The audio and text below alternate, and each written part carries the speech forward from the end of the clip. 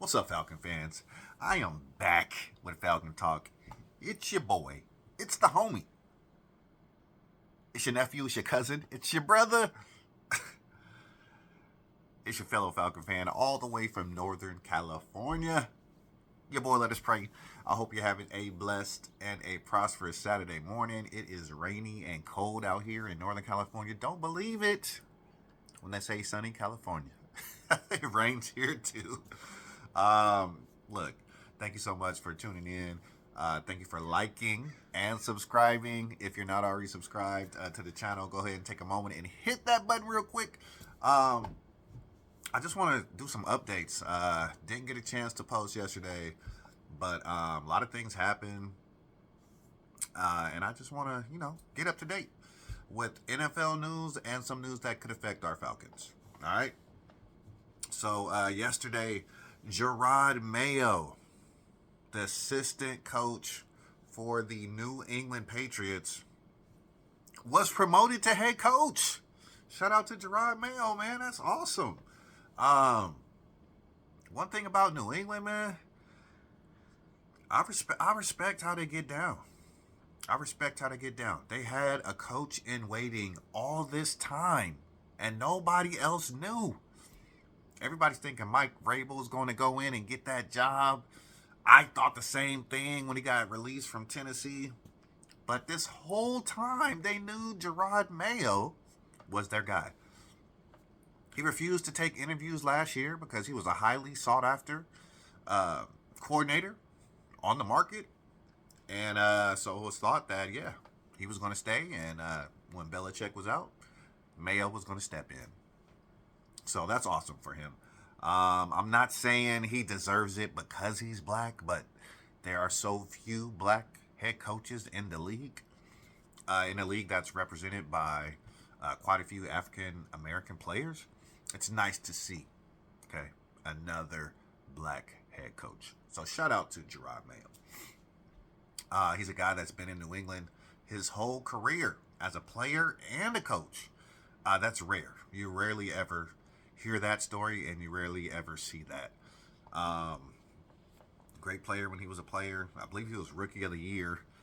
Came in from University of Tennessee, I believe it was, and played great for Belichick's defense. Super Bowl champion, so he knows exactly what it takes to be a champ. So it will be interesting to see what the New England Patriots look like under the leadership of Gerard Mayo. So as I said, Mike Vrabel now on the outside looking in. Where does he go? I don't know. Where does he go? Maybe he takes a year off. Maybe he just decides I'm going to sit this one out. Maybe he goes to Los Angeles. Maybe he goes to Las Vegas. I don't know. The one thing for sure, he's not going to New England. So then, this is what I thought was the funniest news I heard yesterday about our Falcons. Arthur Blank has been denying requests from other teams to interview our offensive line coach. I believe his name is Dwayne. I can't remember the last name. Letman or something like that. Ledford. Dwayne Ledford and Ryan Nielsen, our defensive coordinator. He's like, nah, y'all can't interview our guys. But please, let us interview your guys. Arthur Blank, what are you doing, bro? Such hypocrisy in that whole situation. We're looking for our head coach. We've requested to interview over 9 offensive coordinator / defensive coordinators / head coaching assistants. But as far as our guys, no, you can't interview them. I think it's kind of crazy, man. Because in the end, I feel like, hey, if somebody wants to be here, they're going to do everything it takes to be here. If somebody wants to go spread their wings, if they have another opportunity somewhere else, let them go and live their life. Don't hold anybody hostage that doesn't want to be here. Obviously, Ryan Nielsen turned around our defense, though. So he is a really sought after defensive coordinator. That could end up being a head coach soon. So shout out to Ryan Nielsen though. Did a really good job this season. So let's talk about some of these interviews. Let's talk about some of these guys that we requested interviews for.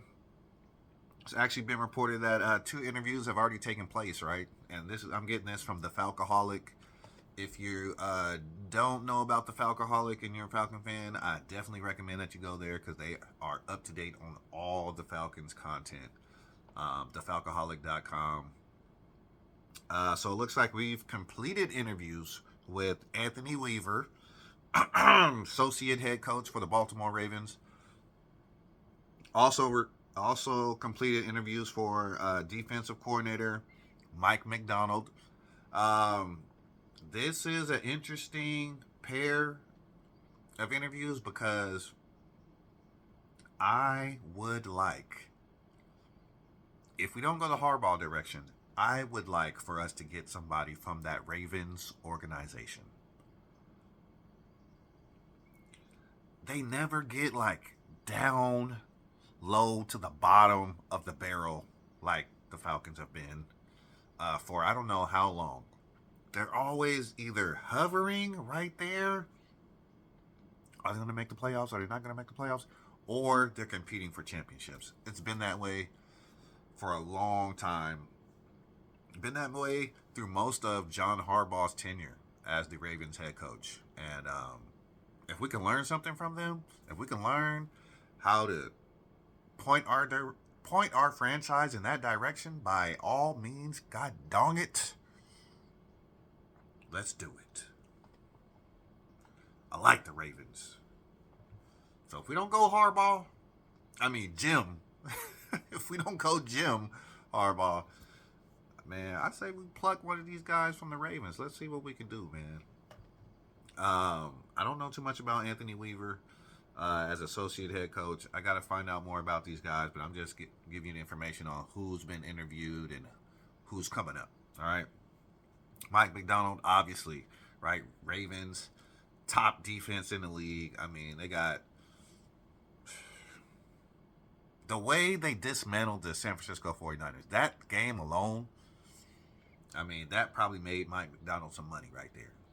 He might fool around and be a head coach coming into next year. He might. He just might. If not this year coming up, then the next year. What he's done with that defense has been amazing. So those 2 interviews are done. Anthony Weaver and Mike McDonald. The next wave of interviews will be Aaron Glenn, Lions defensive coordinator, former player. Lions offensive coordinator Ben Johnson, a guy that's high on everyone's list. Look at what he did with the Lions offense, with Jared Goff, Gibbs, Montgomery, St. Brown, Laporta, right? Would you like to see that in Atlanta? Absolutely. Come on, man. That's not even a question. Can he use Pitts like he used Laporta? I mean, can he use Bijan like he used Gibbs? I mean, there's so many parallels between the Lions and the Falcons offense, in my opinion. We just don't have the quarterback, right? Both have solid offensive lines. All right. Ben Johnson, though, highly sought after. He's definitely going to be a head coach in this cycle. It just depends where he wants to go. I think he can choose almost any destination. He's like the guy right now on the market. Looks like we requested an interview for 49ers defensive coordinator Steve Wilks. Bengals offensive coordinator Brian Callahan. Raheem Morris, familiar face. He was once employed by the Atlanta Falcons. I believe he was also, was he the head coach of the Tampa Bay Buccaneers for a little bit too? So yeah, Raheem Morris, could he make a reappearance in Atlanta? Remains to be seen. Panthers defensive coordinator, I don't know how to say this name, Ejiro Evero. Panthers had a pretty solid defense. Despite their record, their defense played really well the second half of the season. Okay. Bobby Slowick. This is a sleeper, right? I mean, not necessarily like an underdog, but a sleeper. His first year as offensive coordinator, I believe, he happens to link up with C.J. Stroud, rookie quarterback, who's probably offensive rookie of the year.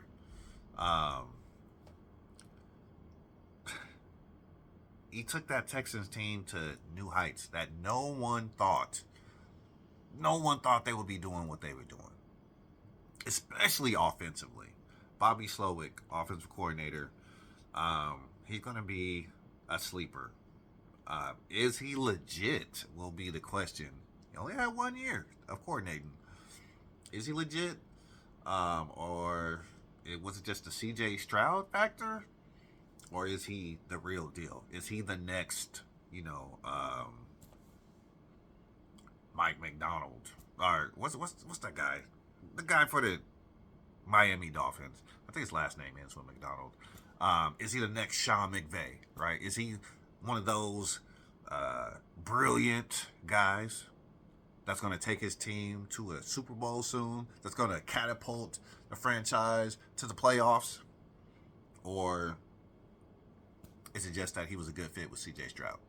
I don't know. I don't know the answer to that question, but this guy could really be the wild card.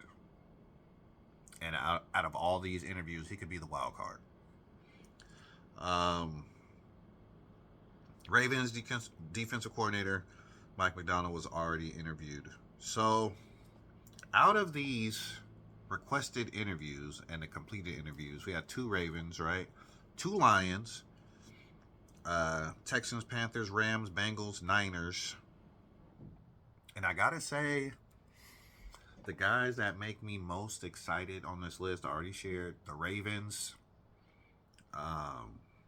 and I gotta go with the Texans, Bobby Slowick, and then Lions offensive coordinator Ben Johnson.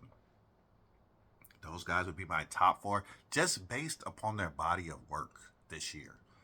I don't know who interviews the best. I don't know who's the most articulate. I don't know who is better on the the chalkboard with X's and O's, and I don't know nothing about that. What I do know, the body of work, from what I've seen on the field, those 4 guys would be in my top 4 right now. Unless Jim Harbaugh says I'm coming to Atlanta. So what do you guys think? Who are you excited about on this list? Could be some more guys added to this list. Could it be Bill Belichick added to the list? Could it be Mike Vrabel added to the list? I don't know. But these are the guys we're rocking with right now. Let me know in the comment section what you think. And I'm going to be back with another video on the playlist. It should be right after this video with my predictions for this weekend's wild card games. Whoa, I can't wait, boy. I can't wait. I thought the games were actually about to start in 5 minutes, but I got 2 hours. So I'm going to do a video and give you my wild card weekend predictions. All right, y'all. It's your boy, Let Us Pray. Hope you're having a blessed and a prosperous day. Peace, y'all. And we out.